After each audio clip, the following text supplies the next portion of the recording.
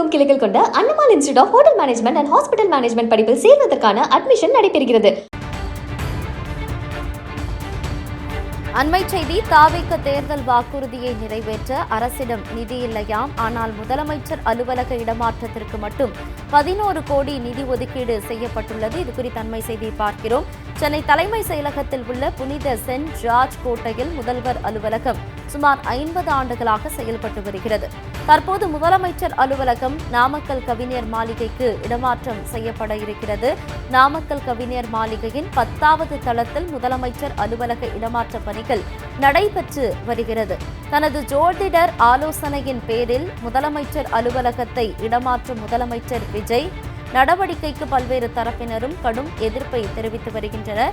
தாவேக தேர்தல் வாக்குறுதிகளை நிறைவேற்ற அரசு கஜானாவில் நிதி இல்லை என கூறிவிட்டு முதலமைச்சர் அலுவலக இடமாற்றத்திற்கு மட்டும் 11 கோடி நிதி ஒதுக்கீடு செய்யப்பட்டிருக்கிறது. இது குறித்த அண்மை செய்தியை பார்த்து வருகிறோம்.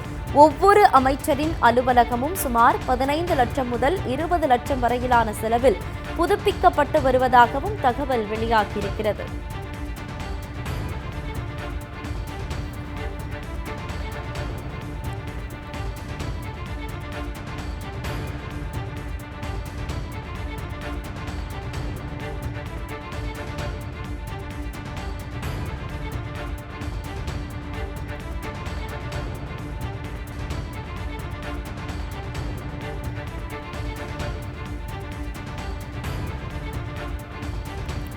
தாவேக தேர்தல் வாக்குறுதிகளை நிறைவேற்ற அரசு கஜானாவில் நிதி இல்லை என கூறிவிட்டு முதலமைச்சர் அலுவலக இடமாற்றத்திற்கு மட்டும் 11 கோடி நிதி ஒதுக்கீடு செய்யப்பட்டுள்ளது. இது குறித்த அண்மை செய்தியை பார்க்கிறோம். கூடுதல் விவரங்களோடு செய்தியாளர் தீபா இணைக்கிறார். தீபா, வணக்கம். கூடுதல் விவரம்.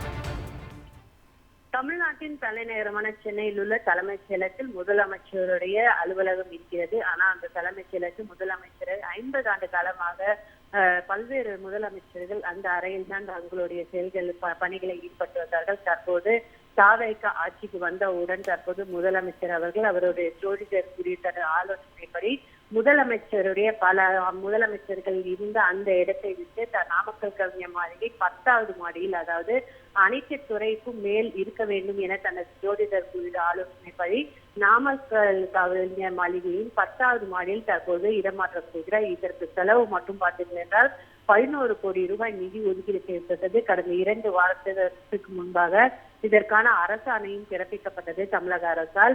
அதாவது 10வது மாடி 9வது மாடி இந்த 2 மாடிகளையும் காலி செய்து முதலமைச்சரின் அலுவலர்கள், அதாவது தனி செயலாளர்கள், முக்கிய தலைமைச் செயலாளர் உள்ளிட்டவருக்கான இடங்களையும் அங்கு இடமாற்றம் செய்யப்படுகிறது. இதற்கு செலவு மட்டும் பார்த்தீர்கள் என்றால் 11 கோடி ரூபாய். 10வது மாடியில் முழுமையாக தமிழக முதலமைச்சருடைய, அதாவது விஜய் அவர்களுக்கு தன்னுடைய அறையை சரி செய்வதற்கும் அதற்கான மாற்றங்கள் மேற்கொள்வதற்கு மட்டும் 11 கோடி ரூபாய் நிதி ஒதுக்கீடு செய்யப்பட்டுள்ளது.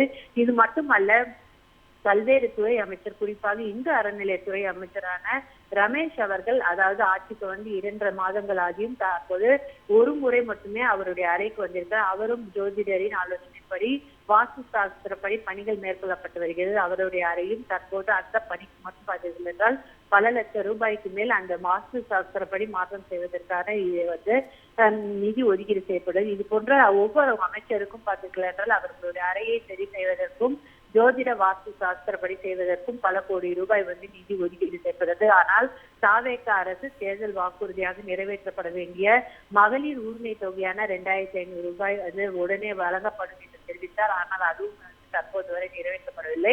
அதுபோல அனைத்து போக்குவரத்து, அதாவது மகளிருக்கான இலவசம் பயணம் போல அனைத்து தமிழகம் முழுவதும் இலவச பயணம், போக்குவரத்து இலவச பயணம் என்று தெரிவித்தது அந்த வாக்குறுதியும் தற்போது வரை நிறைவேற்றப்படவில்லை. இது மட்டுமல்ல, 6 சிலிண்டர், விவசாயிகளுக்கான பயிர் கடன் என எதை கேட்டாலும் நிதி இல்லை. தற்போது கஜானாவில் காசு இல்லை என்று தெரிவித்த அந்த தாவேக அரசு முதலமைச்சருடைய இடமாற்றம், அதாவது அவருடைய அலுவலக இடமாற்றத்துக்கு மட்டும் 11 கோடி ரூபாய் செலவாகும் என்று தெரிவிக்கப்பட்டுள்ளது.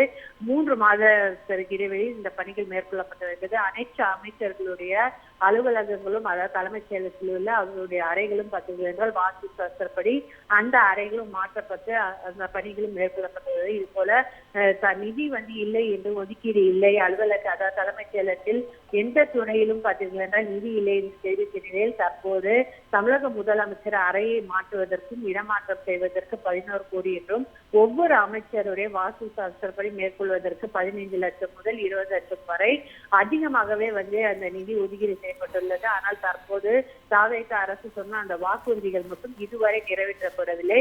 கடந்த திமுக ஆட்சியில் என்னென்ன திட்டங்கள் செயல்படுத்தப்பட்டதோ அது மட்டும்தான் தொடர்ந்து செயல்பட்டு வருகிறது. அதிலிருந்து ஒரு புதிய திட்டம் கூட, அதாவது நிதிக்கான என்ற ஒரு புதிய திட்டமும் தற்போது வரை நிறைவேற்றப்படவில்லை என்பதுதான் மக்கள் ஒரு ஏமாற்றத்தில் இருக்கிறார்கள். தகவல்களுக்கு நன்றி தீபா.